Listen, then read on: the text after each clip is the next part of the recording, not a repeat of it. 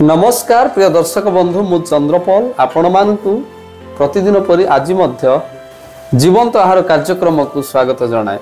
आसंतु आमाने आज मध्य पवित्र धर्मशास्त्र बाइबल तार जिहस्य पुस्तक 19 अध्याय 1 पदरु 23 पद पर्यंत पाठ करिबा। आजिर मुख्य प्रसंग होछि विश्वास द्वारा निर्मित एक देश। आसंतु प्रिय माने आमाने शास्त्रांश को मिलित भाव में पाठ करिबा। अनंतर सिमियन रो अर्थात अपना अपना वंशानुसार सिमियन संतान मानक वंश पाई द्वितीय बांट उठिला। सेमानक अधिकार जिहुदा संतान गणर अधिकार मध्यरे थिला।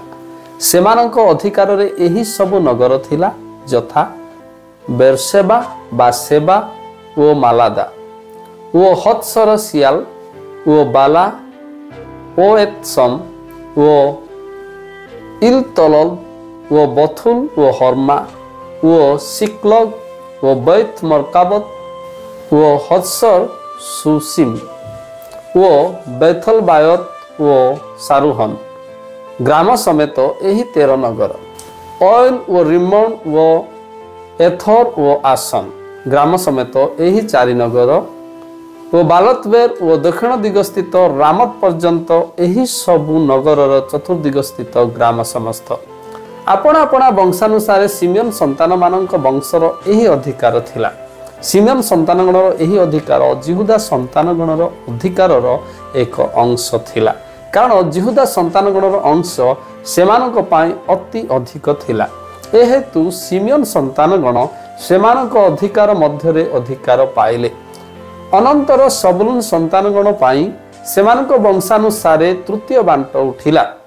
सारिद पर्यंत सेमानक अधिकार सीमा थिला। पुणी सेमानक सीमा पश्चिम रे मरियला दिगरे उठी दबेशत पर्यंत जाई जग्नियाम्र सम्मुखस्थ नदी पर्यंत गला। पुणी सारिद्रु पूर्व दिगरे सूर्योदय आड़े फेरी किस्लत ताबरर सीमा पर्यंत गला। तहु दाबरत रे बाहरी जाफियो को उठी गला। पुणी सेठारु पूर्व दिग होई गात हेपर देई एतकातसिन पर्यंत जाई नेय आड़े विस्तृत रिमन को गला। पुणी से सीमा उत्तर दिगरे ताहा बेष्टन करी हनाथन को गला। पुणी तहिर सीमा जिप्तहेल उपत्यका पर्यंत गला। पुणी कटक वो नहलल वो सिमरन वो जिदाला वो बैथलीहिम ग्राम समेत एही 12 नगर। ग्राम समेत ए सबु नगर सबुलून संतान मानक वंशानुसार सेमानक अधिकार थिला। अनंतर इसाखर अर्थात अपना अपना वंशानुसार इसाखर संतान मानक वंश पाई चतुर्थ बांट उठिला।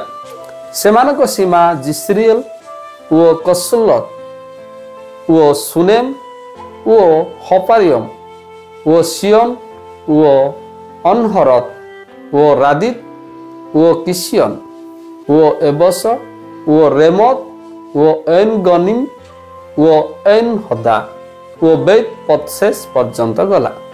पुणी से सीमा ताबर वो सत सीम वो बैथल वो बैत सेमस पर्यंत गला। वो जर्दन सेमानकर सीमार प्रांतर थिला।